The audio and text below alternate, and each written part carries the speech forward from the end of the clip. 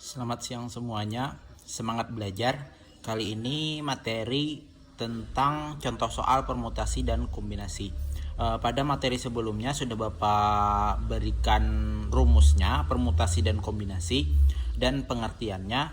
Kalau permutasi itu kemarin itu memperhatikan urutan, sedangkan kombinasi itu tidak memperhatikan urutan. Nah, pada kali ini kita akan membahas contoh soalnya seperti apa. Karena soal aturan pencacahan atau peluang ini banyak soal cerita, jadi kalian harus bisa membedakan dari soal ini mana yang menggunakan permutasi, mana yang menggunakan kombinasi, atau aturan perkalian yang sebelumnya kita pelajari. Nah, di sini ada 4 contoh soal yang Bapak berikan, semoga kalian bisa memahaminya. Mana menggunakan permutasi dan mana yang menggunakan kombinasi.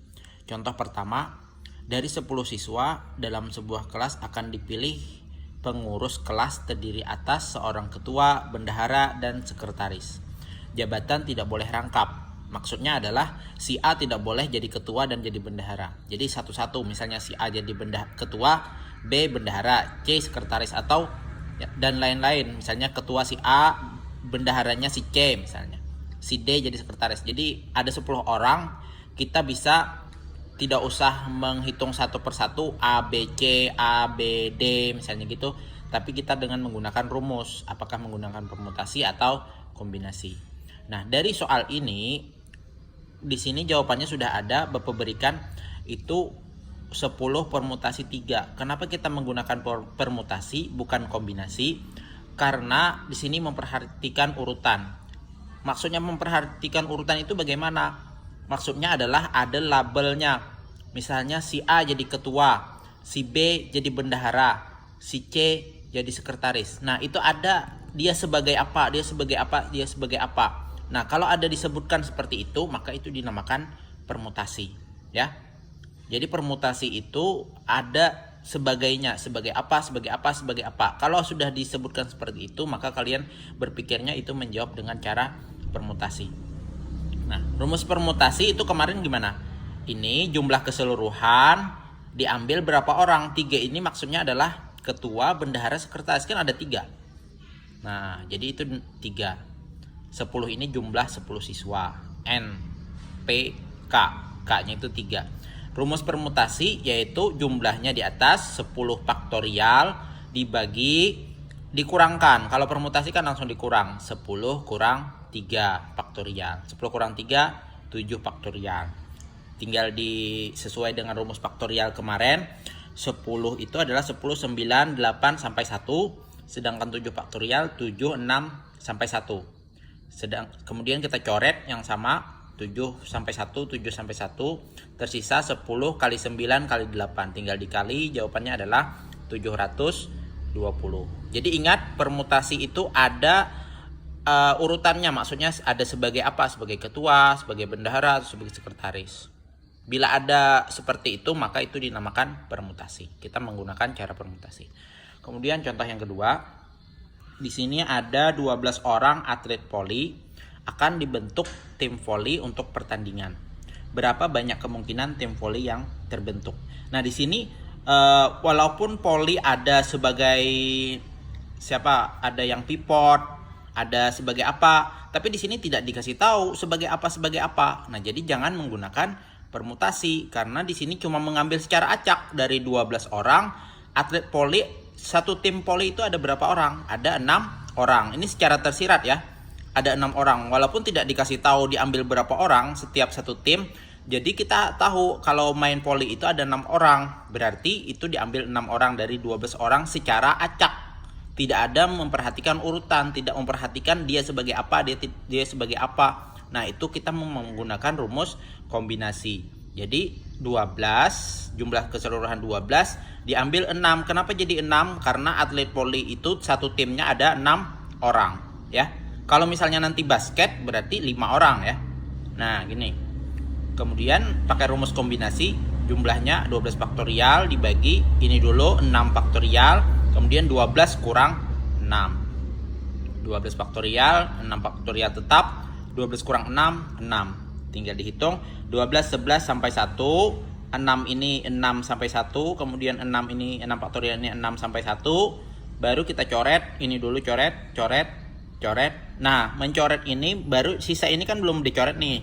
Baru kalian mencari angka-angka di atas ini yang bisa dicoret dengan yang di bawah. Ini 12 bisa dicoret dengan 4 kali 3, 12 ya. Kemudian 10 bisa dicoret dengan 5. 10 bagi 5, 2. 2 ini bisa dicoret dengan 2 yang ini. Dah. Sudah, tidak ada lagi yang bisa dicoret. 11 tidak bisa, 9 tidak bisa, 8 tidak bisa, 7 tidak bisa. Nah, tersisa 6 dan 1 di bawah. Di sini yang tersisa 11, 9, 8, 7. Tinggal dikali, di bawah dikali juga, baru dibagikan. Jawabannya adalah 924. Ini untuk contoh nomor 2. Semoga kalian bisa membedakan mana menggunakan permutasi dan mana yang menggunakan kombinasi ya. Kalau permutasi itu ada sebagainya, sebagai apa, sebagai apa. Kalau kombinasi ini secara acak, tidak memperhatikan apapun, tidak memperhatikan urutan sebagai apa, sebagai apa. Di sini tidak dikasih tahu. Kecuali ada dikasih tahu sebagai apa, baru kita menggunakan permutasi. Nah, sekarang contoh yang lain. Seorang siswa harus mengerjakan 6 dari 10 soal. Soalnya ada 10, tapi wajib mengerjakan 6 soal dari 10 itu. Terserah mau nomor 1, yang penting 6 soal dari 10 soal. Tetapi nomor 1, 2, dan 3 itu wajib dikerjakan. Nah, jadi ada 3 nomor yang wajib dikerjakan ya. Berapa banyak pilihan soal yang mungkin dikerjakan? Nah, Bapak berikan ilustrasi di sini ya. Di sini ada 1, 2, 3, 4, 5, 6, 7, 8, 9, 10. Ada 10 soal. Soal nomor 1 sampai 3 ini wajib dikerjakan ya. Sedangkan soal yang harus dikerjakan itu adalah 6 soal dari 10 soal. Berarti sisa soal yang wajib ia kerjakan ada berapa? Dari sisanya. Kan ini sudah wajib nih 3 soal nih. Berarti dari nomor 4 sampai 10 itu sisa yang harus dia kerjakan ada berapa soal? Ada 3 lagi kan? Sudah diambil 3 soal, berarti sisa 3 soal lagi yang dia kerjakan. Terserah mau nomor 4, nomor 7 atau nomor 9, yang penting 3 soal lagi yang ia kerjakan. Berarti kita mengambil 3 soal. Nah, mengambil 3, makanya di sini tulis 3. Dari berapa jumlah sisa? 1, 2, 3, 4, 5, 6, 7. Nah, jadi 7 diambil 3. Kenapa tidak 10? Kenapa tidak 10? Karena di sini ada syarat, sudah ada diambil 3 yang wajib. Artinya 10 itu dikurangi dulu 3 yang wajib ini. Jadinya 7 yang kita fokus ke yang belum. Di sini ada 7 soal. Kemudian yang perlu lagi berapa soal yang diambil? Ada 3 kan? Nah, makanya di sini kombinasi 7, 3. Kenapa kombinasi? Karena terserah mau nomor 4, mau nomor 6, mau nomor 8, tidak memperhatikan urutan. Maksudnya urutan itu tidak mesti 4, 5, 6 wajib gitu kan. Jadi terserah. Kalau terserah secara acak, berarti itu menggunakan kombinasi. Nah, jadi di sini kombinasi 7, 3. Pakai rumus yang sebelumnya, 7 faktorial, 3 faktorial, 7 kurang 3, 4. Hitung 7 sampai 1, 3 sampai 1, 4 sampai 1, baru coret 4. Kemudian 3 kali 2, 6. Coret dengan 6, ya kan? Sisa 7 kali 5, 35. Kalau 1 ini diabaikan saja ya. Nah, ini jawaban untuk contoh nomor 3.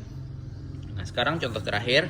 Di sini tidak menggunakan permutasi atau kombinasi, tapi menggunakan faktorial saja. Ada 6 anak A, B, C, D, E, F akan berfoto berjajar dalam satu baris. Dia berjajar. Banyak cara berfoto jika B, C, dan D itu harus selalu berdampingan. Maksudnya seperti ini. Dia sini sekali, ini satu. Kemudian bisa juga B, C, D ini pindah ke sebelah sini. F-nya di sini. Nah, itu 2. Itu cari sampai berapa kali. Kalau pakai itu kan kita tidak bisa, nanti ada yang kelewat. Tapi kita pakai rumus. Bagaimana caranya? Caranya adalah B, C, D ini dianggap satu kesatuan. Ini dianggap satu kesatuan karena dia tidak bisa dipisah. Tadi kan sudah ada sarannya harus selalu berdampingan. Artinya B, C, D ini tidak bisa dipisahkan. Berarti kita beri dulu kotak ya supaya dia nih satu kesatuan. Nah, berarti ada berapa kemungkinan? 1 yang berpindah, 2 ini satu kemungkinan, 2 3, 4. Ada 4 ya. 1, 2, 3, 4. Jadi bisa dia ke sini, dia ke sini, bisa ke sini. Nah, itu maksudnya ada 4 ya. Ada 4 faktorial. Nah, ini ada 4 faktorial. Dikali. Kemudian kita fokus ke yang di dalam. B, C, D ini kan bisa pindah-pindah juga. Bisa B-nya di tengah, bisa D-nya ke tengah. Nah, ada 3 kan, ada 3 orang nih. Berarti 3 faktorial juga. Dia bisa berpindah. Nah, baru kita hitung 4 faktorial, 4, 3, 2, 1. 3 faktorial, 3, 2, 1. Tinggal dikali semua.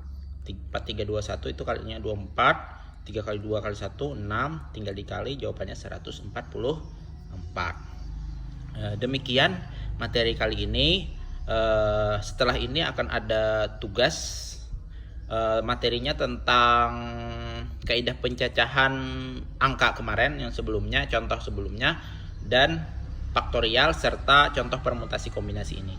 Untuk materi minggu depan itu masih mendalami permutasi kombinasi karena soal permutasi kombinasi ini banyak sekali. Jadi harus banyak contoh-contoh soal supaya kalian bisa memahaminya. Nanti akan Bapak beri link contoh soal permutasi kombinasi, bisa kalian baca di Google ya, tapi linknya Bapak kasihkan. Ya, terima kasih atas perhatiannya, semoga kalian paham. Jika kurang paham bisa ditanyakan di WA group ya. Demikian video kali ini, terima kasih.